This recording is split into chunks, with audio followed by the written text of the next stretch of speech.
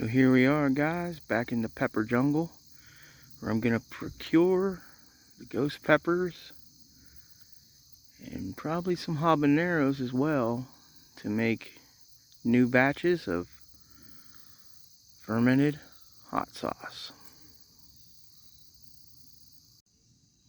Alright, I think this will be enough peppers to make our sauce. I'll go in and weigh them and find out. Alright guys, so here we are. I've already chopped up the garlic. Now I'm going to start working on the peppers. We are working with ghost and habanero peppers, so we're definitely going to want to wear gloves. I'll get these chopped up and I'll be right back. Alright, sorry guys. It's a really rainy day here today, so the hobbits were kind of getting rambunctious. I decided I'd come out here and film where you could hear me. But what I wanted to talk about was the salt. After doing the jalapeno hot sauce fermentation project, I was a little confused and wanted to dig deeper into the science behind it. Because in the past, every time I've ever done fermentation, it was just the old-fashioned way. Where basically, I would lay down a layer of cabbage, a layer of salt, muddle it, cabbage, salt, muddle, cabbage, salt, muddle.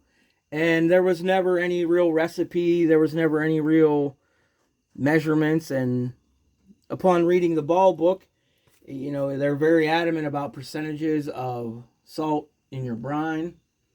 So like I said, I did some more research. And what I found is that there is a method to determine your salt percentage by weight of the jar you're using. That's what I did, or will do in a moment here for you, is show you that what they do is they add the vegetable into the jar, then they fill it with water and add the salt on top, based off of the fact that if you're using a quart jar, it has 946 milliliter volume, which they round to 1,000. And so 2% of that would be 20 grams of salt. So 20 grams of salt in a 1 quart jar should give you the 2% salinity that you need for your brine. Now, it seemed to be pretty researched. So like I said, this is what I'm going to do in this fermentation of 1 jar of ghost pepper sauce and 1 jar of habanero pepper sauce. And the other thing that I found out that it was pretty interesting is the actual purpose of the salt itself in the fermentation.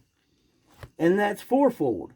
The first thing the salt does is it neutralizes all the negative bacteria, allowing the lactobacillus to actually establish itself before the pathogenic bacteria can do so.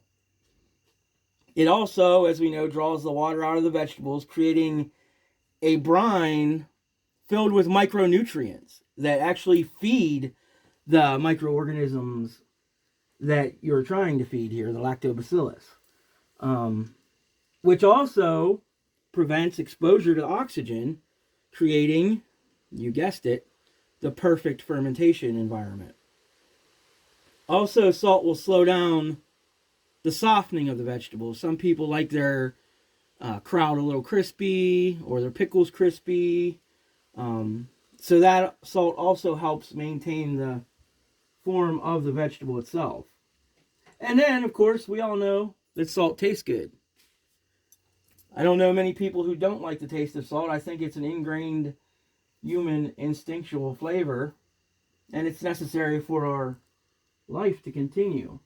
So, we'll use this new method, and I'll test it out and see where it leads us. Okay, so we have the peppers sliced up, and using the method I just discussed in the last clip, I'm going to add the water to the jars.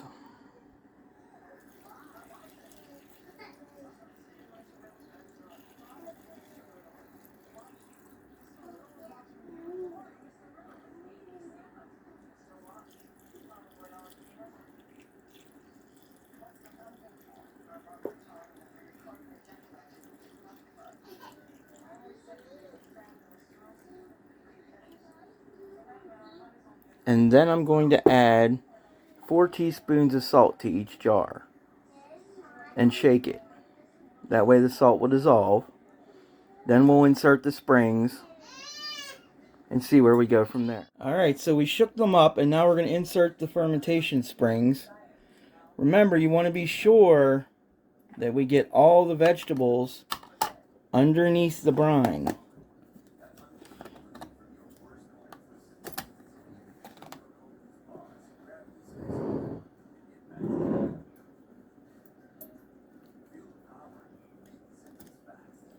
Do the same with the ghost peppers.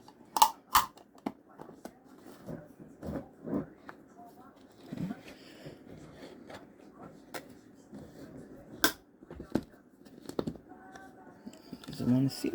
There we go. Double check this one.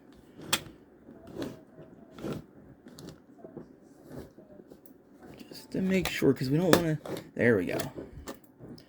You don't want to take that chance that you're letting all that extra air in. Now we'll double check here. Okay, we can see that all of the peppers are underneath the brine.